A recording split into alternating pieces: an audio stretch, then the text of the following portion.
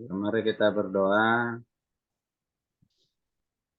Tuhan Yesus, firman yang hidup, pagi hari ini kami rindu mendengarkan kebenaran firman-Mu, buka hati dan pikiran kami, Roh Kudus yang memberikan kami pengertian. Dengan pengertian itu kami siap mengerjakan, melakukan dalam kehidupan kami. Terima kasih Tuhan, berfirman-Lah Engkau Tuhan, karena kami telah siap mendengar. Di dalam Kristus Yesus Tuhan kami hidup, kami siap mendengar firman. Haleluya. Amin. Shalom, apakah suara saya kedengaran? Sangat Pak Paulus, jelas. suara saya kedengaran Pak Paulus? Nah, mantap. Oke, baik, puji Tuhan. Ya, kita bersyukur pagi hari ini kita kembali memulai doa fajar setiap hari Senin. Ya, mungkin nanti minggu depan dimulai dari jam 5 ya. Supaya yang lain yang mungkin berangkat mengantar anak sekolah dan yang lain tidak terlambat ya. Kasih semua yang ada di asrama sudah berkumpul ya di lantai 2 ya. Oke, baik, mari kita buka satu firman Tuhan ya yang diambil ada beberapa ayat Alkitab. Yang pertama itu dari Injil Lukas pasal 18 ayat 35 sampai 43. Kemudian nanti baca lagi Yeremia 33 ayat yang ketiga. Ya. Pak, karena ini lewat Zoom, mungkin saya saja yang membaca, saya bisa kedengaran ya. Oke, saya baca Yeremia 33 dulu ya. Yeremia 33 ayat 3 berkata demikian. Berserulah kepadaku, maka aku akan menjawab engkau dan akan memberitahukan kepadamu hal-hal yang besar dan yang tidak terpahami, yakni hal-hal yang tidak kau ketahui. Berserulah kepadaku, maka aku akan menjawab engkau. Oke, kita bisa melihat Injil Lukas ya. Injil Lukas pasal yang ke-18 dimulai dari ayat 35. Dengan perikop Lembaga Alkitab Indonesia mengatakan Yesus menyembuhkan seorang buta dekat Yeriko namanya Bartimius. Ya, waktu Yesus hampir tiba di Yeriko, ada seorang buta yang duduk di pinggir jalan dan mengemis. Waktu orang itu mendengar orang banyak lewat, dia bertanya, "Apa itu?" Kata orang kepada Yesus, "Yesus orang Nazaret lewat." Lalu berseru, "Yesus anak Daud, kasihanilah aku." Maka mereka yang berjalan di depan menegur dia supaya ia diam. Namun semakin keras berseru, "Anak Daud, kasihanilah aku."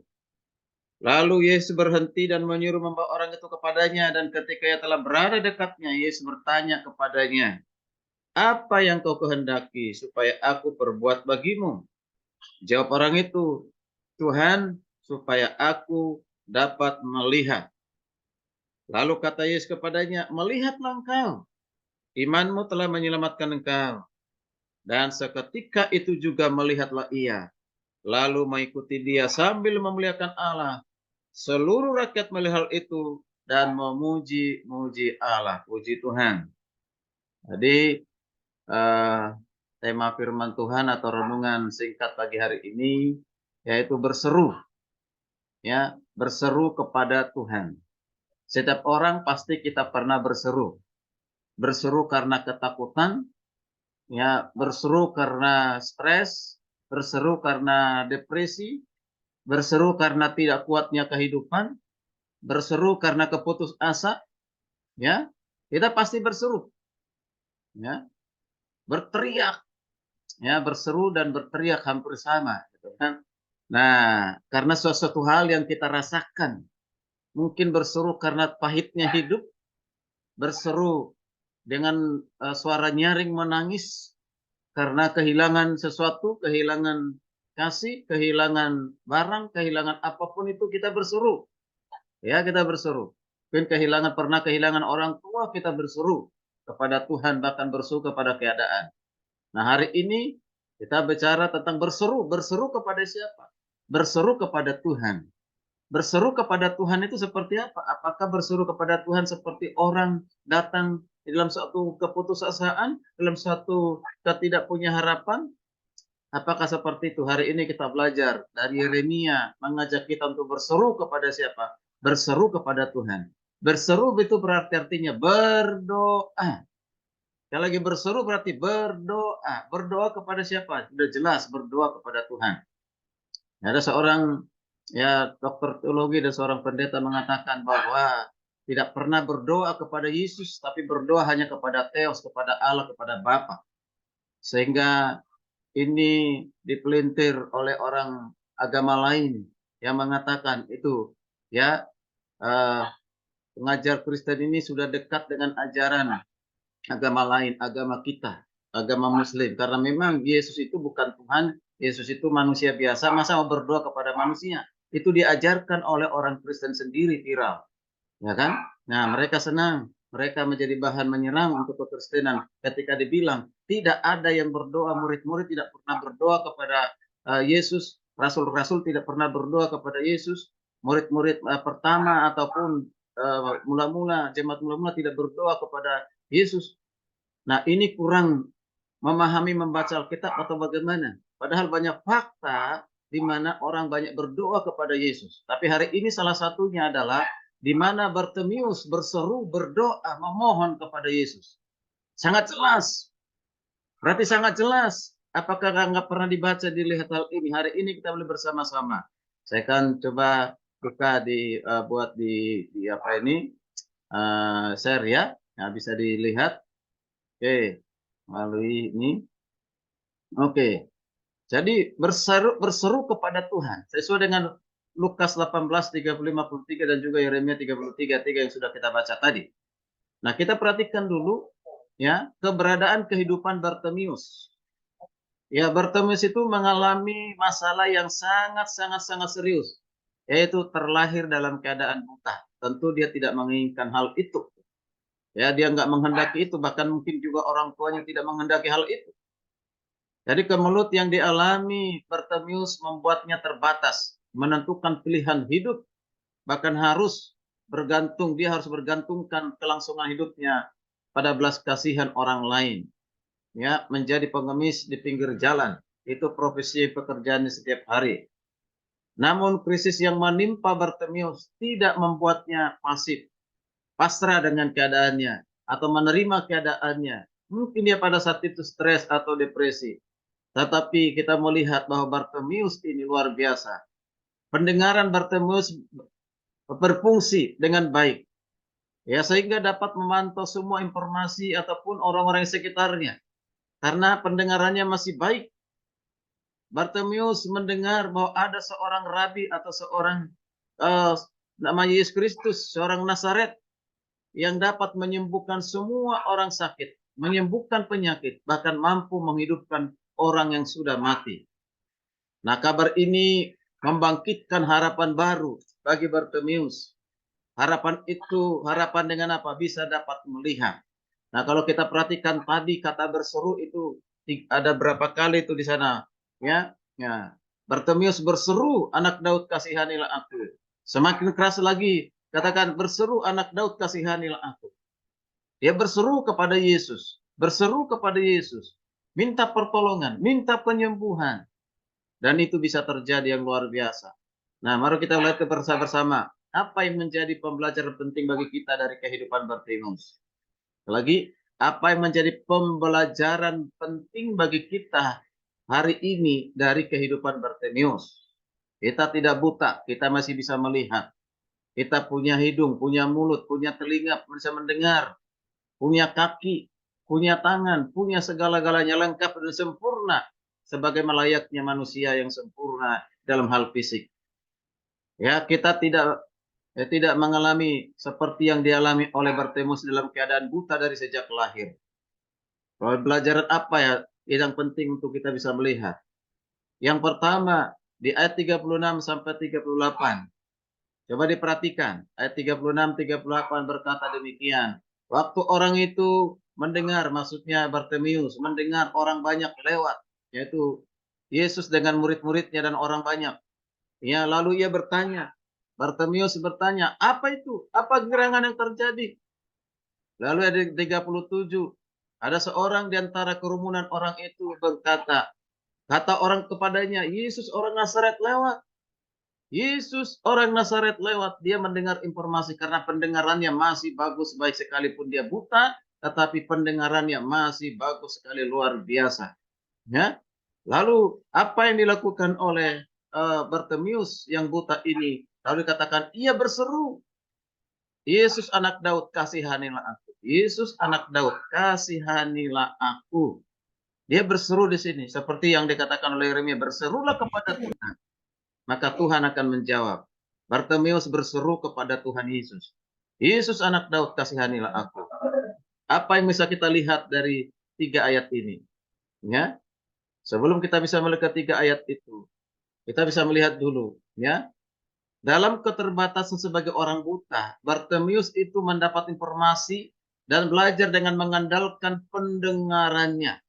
Berarti dia hanya mengandalkan telinganya, pendengarannya. Nah, menurut para ahli komunikasi, manusia dapat belajar efektif dengan panca inderanya adalah apa? 83% yaitu penglihatan, berarti dengan mata. Nah, 11% dengan pendengaran. 3,5% dengan penciuman, 1,5% dengan sentuhan, dan 1% dengan rasa. Nah, kalau kita lihat, ya, penelitian dari ahli komunikasi ini berarti Bartimius kehilangan 83%. Ya, padahal dikatakan cara belajar yang efektif itu adalah dari penglihatan. Ya, nah ini luar biasa. Ini masalah yang sangat serius. 83% dia kehilangan karena dia tidak bisa melihat. Nah, tapi hal yang luar biasa, dalam keterbatasan Bartimius itu dia memiliki pengetahuan yang hebat, pengetahuan yang luar biasa, yaitu pengetahuan tentang kristologi yang baik dan benar. Ya, mengetahui tentang siapa Yesus, yaitu dikatakan Yesus anak Daud, kasihanilah aku. Informasi yang didengar dari salah satu kerumunan itu hanya didengar informasi Yesus orang Nazaret sedang lewat. Tetapi Bartimius orang buta ini bukan berseru, Yesus orang Nazaret, kasihanilah aku. Tapi dikatakan Yesus anak Daud, kasihanilah aku. Artinya apa di sini? Ya, di dalam berseru itu harus memiliki pengenalan yang benar akan Allah. Kita berseru kepada siapa? Berseru kepada siapa? Berseru kepada Tuhan yang mana? Karena Tuhan terlalu banyak dipercayai oleh manusia di dunia ini. Setiap agama punya Tuhan masing-masing. Percaya adanya Tuhan. Tetapi Tuhan yang mana? Kepada siapa kita berseru? Kita berseru kepada Tuhan Yesus Kristus yang dikenal oleh Bartimius. Yaitu Yesus anak Daud, itu benar. Yesus orang Nazaret, itu benar. Yesus adalah keturunan Daud. Dari silsilah Daud. Dan juga tipologi, yaitu gambaran tentang kerajaan Allah yang akan bertata untuk selama-lamanya. Dinubuatkan melalui Daud dan diteruskan oleh Salomo anaknya. Itu sangat jelas sekali. Ya, jadi itu tepat sekali apa dikatakan oleh orang buta ini. Berarti dia mengenal Yesus dengan benar. Maka dia berseru. Kalau dia tidak mengenal Yesus dengan benar, maka tidak mungkin dia berseru. Buat apa berseru kepada yang tidak dikenal, yang tidak bisa memberikan harapan, yang tidak bisa memberikan jawaban atas persoalan masalahnya. Dan dia tahu Yesus itu bukan saja penyembuh, tapi dia adalah Tuhan. Ya, nah ini luar biasa ini. Nah, ini yang harus kita sadar dalam berseru, kita harus berseru kepada alamat yang tepat, kepada yang tepat, yaitu Yesus Kristus namanya. Ya. Dan hal yang kedua, kita lihat di ayat 39. Ayat 39. Maka mereka, itu orang-orang kerumunan ya, orang banyak itu, maka mereka yang berjalan di depan menegur dia supaya diam. Namun semakin keras ia berseru, anak Daud, kasihanilah aku. Perhatikan di sini. Ada yang melarang dia untuk memanggil nama Yesus, ya, atau berteriak berseru kepada nama Yesus. Ada yang melarangnya, disuruh diam, ditegur, diam, jangan ganggu Yesus. Kira-kira seperti itu, ya. Tapi apakah dia diam atau dia menuruti apa yang dikatakan oleh orang-orang yang sekitarnya itu? Tidak. Alkitab mengatakan semakin keras ia berseru, anak Daud kasihanilah aku. Artinya apa ini? Berseru itu harus memiliki tekad yang kuat, tidak mudah menyerah karena keadaan. Ya, Bartimeus buta dari sejak lahir. Dia menjadi seorang pengemis. Dia seorang yang berharap belas kasihan dari orang lain. Hidupnya bergantung kepada orang lain. Ya, dipastikan dia dikucilkan, direndahkan oleh orang lain. Situasi itu ya tidak membuat dia pasif. Situasi itu membuat dia mencari pertolongan. Sekalipun ada orang melarangnya untuk jangan berseru kepada Tuhan Yesus, dia tidak diam, tapi dia tetap berteriak berseru kepada Tuhan. Dia punya ketetapan hati yang teguh, tidak terpengaruh dengan kondisi sekitarnya, bahkan kondisi keadaan dirinya sendiri. Itu hal yang luar biasa. Nah, jadi Bartimeus tadi bermata buta, namun punya hati yang terbuka. Sekalipun jangkauannya terbatas, namun tak mampu menghentikan harapan dan kerinduannya terpendam untuk melihat. Bartimeus memiliki keteguhan hati yang tidak dapat dihancurkan oleh keadaan yang buta, bahkan keadaan lingkungannya pada saat itu. Dia memiliki keteguhan hati. Nah, ketika kita berseru kepada Tuhan dalam segala kondisi persoalan masalah kehidupan kita, jangan pernah kita putus asa, jangan pernah kita menyerah. Bartimeus menjadi contoh keadaan yang sangat memprihatinkan. Dia tetap punya keteguhan hati, memiliki keteguhan hati, datang kepada Tuhan, berdoa kepada Tuhan, bersuruh kepada Tuhan. Ini yang luar biasa. Ini yang kedua, yaitu berseru dengan memiliki keteguhan hati. Tidak terpengaruh dengan kondisinya, tidak terpengaruh dengan situasi kondisi apapun yang kita alami pada saat ini. Lalu yang ketiga, perhatikan di ayat 40 sampai 42. 40 sampai 42, ayat 40 berkata demikian. Lalu Yesus berhenti dan menyuruh membawa orang itu kepadanya. Dan ketika ia telah berada di dekatnya, ia bertanya kepadanya. Yesus luar biasa ya meresponi ya suara atau seruan dari Bartimeus. Jadi Yesus peduli atas doa kita, peduli atas seruan kita, doa kita, pergumulan kita. Dia peduli sehingga dia mendekati Bartimeus. Lalu Yesus bertanya, apa yang kau kehendaki supaya aku perbuat bagimu? Luar biasa. Jawab orang itu, Tuhan, supaya aku dapat melihat. Bartimeus berkata, Tuhan, supaya aku dapat melihat. 42, lalu kata kepadanya, melihatlah engkau, imanmu telah menyelamatkan engkau. Wow, apa yang bisa lihat di sini? Berarti berseru itu harus memiliki iman yang penuh dengan penuh pengharapan. Pasti Bartimeus pada saat itu ketika mengatakan kepada Yesus, Tuhan, supaya aku dapat melihat. Tuhan, supaya aku dapat melihat. Ketika dia berkata seperti itu, berarti dia punya iman. Maka dikatakan di ayat 42 oleh Yesus itu, melihatlah engkau, imanmu telah menyelamatkan engkau. Bartimeus punya iman. Iman yang bagaimana? Bukan iman yang pasif, iman yang penuh dengan pengharapan. Dia berharap kepada Tuhan, dia bisa menolongnya, dia dapat menyembuhkannya, dia dapat kembali bisa melihat. Wow, luar biasa. Kalau Yesus bukan Tuhan, dan mungkin dia meminta supaya aku dapat melihat. Itu artinya Yesus itu Tuhan, makanya dia minta kesembuhan. Ya, supaya dia bisa melihat. Itu hal yang luar biasa. Jadi seruan nyaris histeris. Dan semakin nyaring, Yesus anak Daud kasihanilah aku. Yesus mendengar lalu berhenti berkata, panggillah dia. Lalu tanya Yesus kepadanya, apa yang kau kehendaki supaya aku perbuat bagimu? Di ujung penantian, Bartimeus yang berseru berharap itu. Bartimeus membuahkan hasil.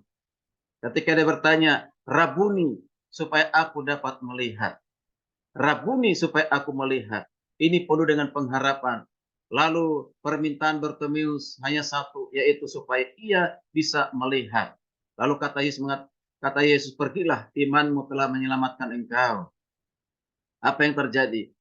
Pada saat itu juga melihatlah ia, lalu mengikut Yesus dalam perjalanan. Puji Tuhan, haleluya. Jadi 3 hal ini yang kita pelajari dari Bartimeus yang buta itu. Ya, dia berseru kepada yang tepat, yaitu kepada Tuhan Yesus. Jangan pernah kita ragukan Yesus, dia adalah Tuhan. Kalau ada orang lain yang meragukan itu di luar sana bahwa Yesus itu bukan Tuhan, jangan ikut-ikutan. Ini contoh yang fakta Alkitab sangat-sangat jelas sekali. Bahkan ada itu, Tuhan supaya aku dapat melihat. Apakah Yesus mengatakan, Bartimeus, aku bukan Tuhan, jangan panggil aku Tuhan. Tidak, itu artinya Yesus mengakui dirinya adalah Tuhan. Berarti Tuhan itu adalah tempat pengharapan kita, curahan hati kita, menyampaikan segala seruan pergumulan doa kita. Makanya penting doa fajar kita terus berdoa kepada Tuhan Yesus. Dia Tuhan yang peduli, dia Tuhan yang penuh belas kasihan. Dia mengatakan, hai engkau yang berletih lesu dan beban berat, datanglah kepadaku, aku akan memberikan kelegaan kepadamu. Kita hanya datang kepada Yesus. Percayalah setiap doa pribadi kita, doa kita melalui doa fajar ini, sudah banyak yang dijawab oleh Tuhan. Melalui doa fajar ini sudah banyak apa yang diberikan oleh Tuhan yang terbaik di dalam kehidupan kita, bahkan di setiap kata ros. Maka itu jangan pernah kita berhenti berseru kepada Tuhan. Berdoalah kepada Tuhan. Mengapa? Karena kita telah mengenal dia dengan benar. Dan kita punya keteguhan hati. Dan punya iman pengharapan kepada Yesus Kristus. Pertolongannya tidak pernah terlambat. Pertolongannya selalu tepat waktunya. Dan sabar menanti jawaban Tuhan. Jangan pernah putus asa. Yesus pasti menolong kita. Haleluya, puji Tuhan. Kiranya renungan ini menjadi berkat bagi kita semuanya. Shalom, Tuhan Yesus memberkati.